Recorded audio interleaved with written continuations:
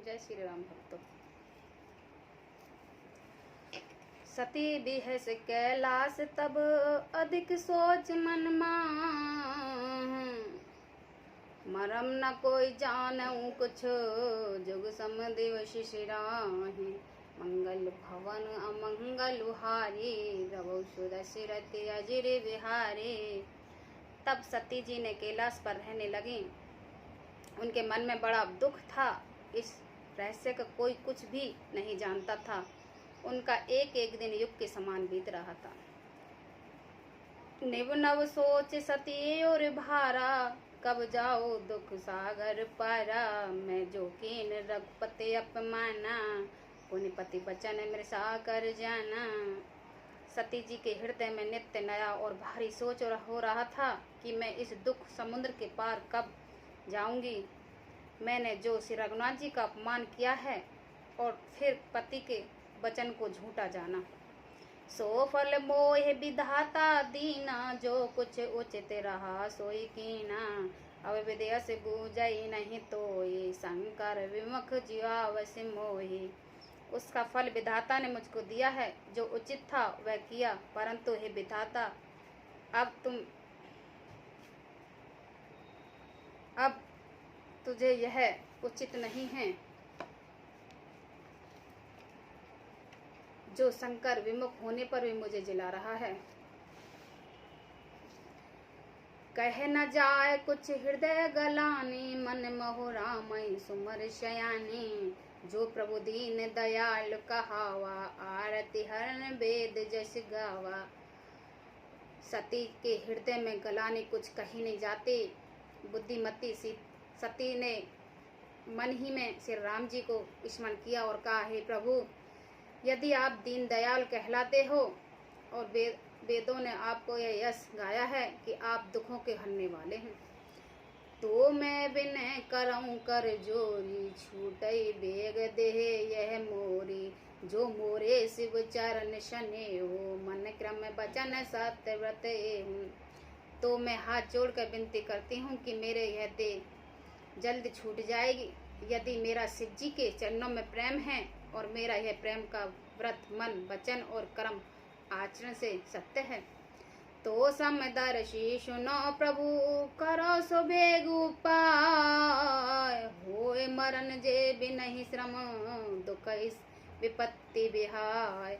मंगल भवन अमंगल हारी, रवौ सुदशरथ अजिर बिहारी। तो हे समदर्शी प्रभु, सुनिए और शीघ्र वह उपाय कीजिए जिससे मेरा स्मरण हो और बिना ही परिश्रम यह पति प्रत्याग रूपी एहसास विपत्ति दूर हो जाए। ये विधि दुखत प्रजे सुकुमारी, अकतन्य दारुण दुख भारी। बीते संबत सहस 87, तजी समाधि शंभु अविनाशी। दक्ष सुता सती जी के इस प्रकार बहुत दुखी थी। उनके इतना दारुण दुख था कि जिसका वर्णन नहीं किया जा सकता। 87,000 वर्ष बीत जाने पर अविनाशी शिव जी ने समाधि खोली। राम नाम सिम सुमरन लागे, जानेउ सती जगपत ही जागे। जाय शंभु पद बद नहीं कीना, सन्मुख शंकर आसन देना। शिव जी के राम नाम का स्मरण करने लगे। तब सती ने जाना कि अब जगत के स्वामी शिव जी जागे हैं। उन्होंने जाकर शिव जी के चरणों में प्रणाम किया। शिव जी ने उनका बैठने के लिए सामने आसन दिया है। लगे कहन हरि कथा रसाला, दक्ष प्रजेश भय ते ही काला। देख विधि विचार सब लायक, दक्ष कीन प्रजापति नायक। शिव जी ने भगवान हरि के राममय कथाएं कहने लगे। उसी समय दक्ष प्रजापति हुए। ब्रह्मा जी ने सब प्रकार से योग देखकर समझकर दक्ष को प्रजापतियों का नायक बना दिया। बड़े अधिकार दक्ष जब पावा, अति अभिमान हृदय तब आवा। नहीं कोई यस जन्मा जग माही, प्रभुता पाय जाए पद नाही। जब दक्ष ने इतना बड़ा अधिकार पाया तब उनके हृदय में अत्यंत अभिमान आ गया। जगत में ऐसा कोई नहीं पैदा हुआ जिसकी प्रभुता पाकर मद ना हुआ हो। दक्ष ले गए मुनि बोले सम, करन लगे बढ़ जाग। सुनत साध सकल सुर जे पावत मग भाग मंगल भवन मंगल हारी द्रवौ सुदशिरत अजिर बिहारी।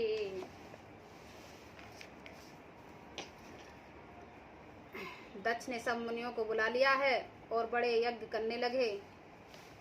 जब देवता यज्ञ का भाग पाते हैं तो दक्ष ने उन्हें सबको आदर सहित निमंत्रण किया है कि नर नाग सिद्धि गरुवंद बदन समेत चले सुर सरवा विष्णु विचित्र महेश बिहाए चले सकल सुर जान बनाए। दक्ष का निमंत्रण पाकर किन्नर नाग सिद्ध गरुवंद और सब देवता अपने अपने स्त्रियों सहित चले। विष्णु ब्रह्मा और महादेव जी को छोड़कर सभी देवता अपने अपने विमान सजा कर चले। सती विलोक व्योम विमाना जात चले सुंदर विधि गाना नाना सुर सुंदर कर कलही गाना सुनत सवन छूटे मुनि ध्याना। सती जी ने देखा अनेक प्रकार के सुंदर विमान आकाश में चले जा रहे हैं। देव सुंदरियां मधुर गान कर रही हैं जिन्हें सुनकर मुनियों का ध्यान छूट जाता है।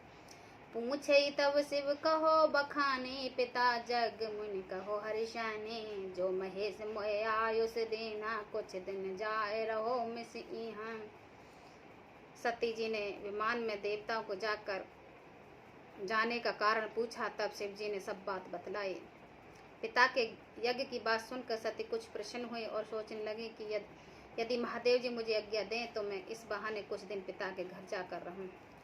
पति प्रत्याग हृदय दुख भारी कहे न निजे अपराध बिचारी बोली सती मनोहर बानी भय संकोच प्रेम रशिशानी। क्योंकि इनके हृदय में पति प्रत्याग जानने का बड़ा भारी दुख था, पर अपना अपराध समझकर वे कुछ कहते ही नहीं थे। आखिर सती जी भय संकोच और प्रेम से सनी हुई मनोहर वाणी बोली पिता भवन उते सब परम जो प्रभु आयुष हो तो मैं जाऊं कृपा तन सादर देखन सो मंगल भवन मंगल हारी द्रवौ सुदशिरति अजिर बिहारी। हे प्रभु, मेरे पिता के घर बहुत बड़ा तो सब है, यदि आपकी आज्ञा हो तो हे कृपा निधान मैं आदर सहित उसे देखने जाऊं। कहो नीक मोह मन ही भावा यह अनुचित नहीं नोत पठावा दक्ष सकल निज सुता बुलाई हमरे बैर तुम ही बिसराई। शिव जी ने कहा तुमने बात तो अच्छी कही है, यह मेरे मन को भी पसंद आई है, पर उन्होंने नौता नहीं भेजा, यह अनुचित है। दक्ष ने अपना सब लड़कियों को बुलाया है किंतु हमारे बैर के कारण उन्होंने तुमको भी भुला दिया है। ब्रह्म सभा हम सन दुख माना ते आज करही अपमाना जो बिन बुलाए जाओ भवानी रह नसील सने न काने। एक बार ब्रह्मा जी की सभा में हमसे अप्रसन्न हो गए थे, उसी से वे अभी हमारा अपमान करते हैं। हे भवानी, जो तुम बिना बुलाए जाओगी तो न शील स्नेह ही रहेगा और न मान मर्यादा ही रहेगी।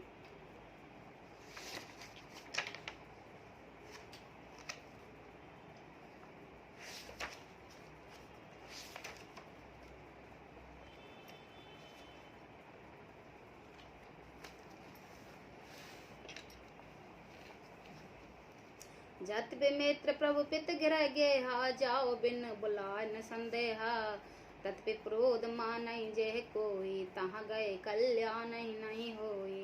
यद्यपि इसमें संदेह नहीं है कि मित्र स्वामी पिता और गुरु के घर बिना बुलाए भी जाना चाहिए, तो भी जहाँ कोई विरोध मानता हो उसके घर जाने से कल्याण नहीं होता।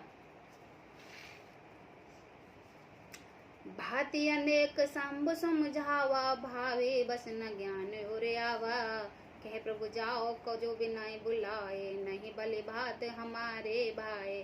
शिव जी ने बहुत प्रकार से समझाया पर होनहार वश सती के हृदय में बोध नहीं हुआ। फिर शिव जी ने कहा कि यदि बिना बुलाए जाओगी तो हमारी समझ में अच्छी बात नहीं होगी।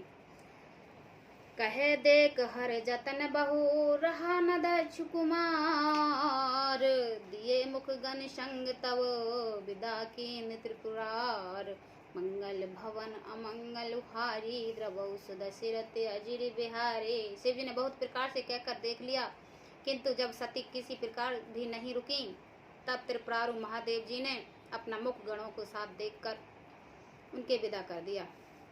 पिता भवन जब गई भवानी, दक्ष त्रास कहो निशन मानी। सादर भले मिली एक माता, भगनी मिली बहुत मुश्किलाता। भवानी जब पिता के दक्ष के घर पहुंची, तब दक्ष के डर के मारे किसी ने उनका भगत नहीं की। केवल एक माता ही भले ही आदर से मिली, बहनें बहुत मुस्कुराती हुई मिली। दक्ष न कुछ पूछी कुशलाता, सतहि विलोक जरे सब गाता। सती जाय देखौ तब जागा, कतौ न देख शंभु कर भागा। दक्ष ने तो उनकी कुछ कुशलता नहीं पूछी। सती जी को देखकर उल्टे उनके सारे अंग जल उठे। तब सती ने जाकर यज्ञ देखा तो वहाँ कहीं भी शिव जी का भाग दिखाई नहीं दिया। तब चित्त चढ़े जो शंकर के हो, प्रभु अपमान सुमजोर देहो। पाछल दुख ना हृदय से व्यापा, जैसे ये भयो महाप्रतापा।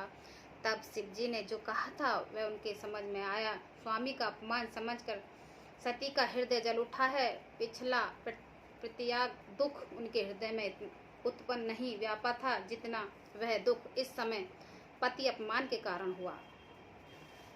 जत बिजग दारुण दुख नाना, सब ते कठिन जाते अपमान न समझो। सती भयवती क्रोधा, बहुविध जन्य कीन प्रमोदा। यद्यपि जगत में अनेक प्रकार के दारुण दुख हैं, तथापि जाति अपमान सबसे बढ़कर कठिन है, यह समझकर सती जी को बड़ा क्रोध आया है।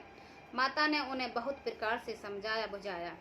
शिव अपमान न जाय सही, हृदय न होय प्रमोद। सकल सबई हट हाट के, तब बोले बचन सक्रोध। मंगल भवन मंगल हारी, द्रवौ सुध सिरत अजिर विहारी। परंतु उनसे शिव जी का अपमान सह नहीं गया। इससे उनके हृदय में कुछ भी प्रमोद नहीं हुआ। तब वे सारी सभा के हठपूर्वक डांटकर क्रोध भरे वचन बोली।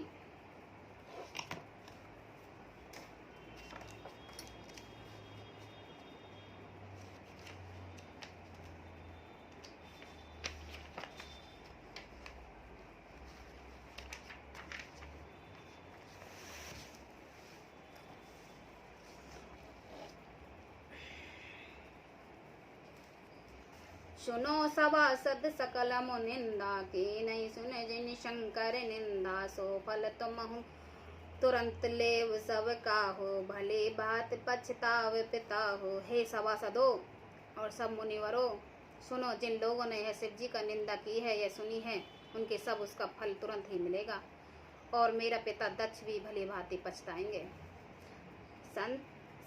संत शंभु से पति अपवादा, सुने जहाँ तास मर जाता।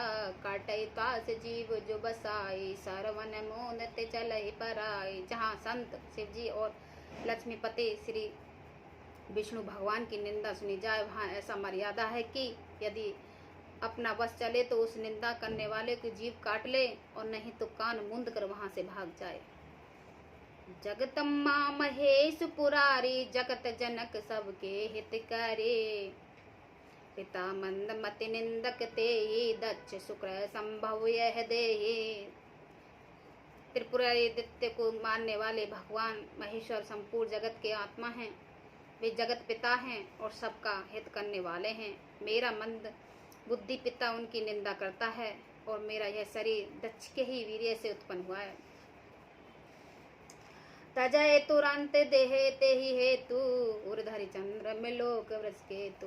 अस कह जोग अग्न तुन जारा, भयो सकल महाहाकारा।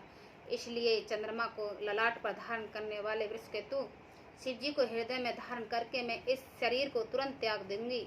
ऐसा कहकर सती जी ने योग अग्नि में अपना शरीर भस्म कर डाला। शरीर यज्ञशाला में हाहाकार मच गया। सारी यज्ञशाला में हाहाकार मच गया।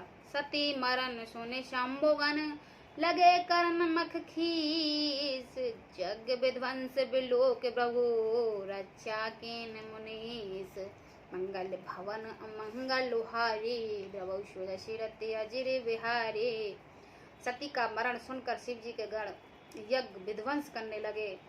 यज्ञ विध्वंस होते देखकर मुनिवर भृगु जी ने उसकी रक्षा की। जय श्री राम।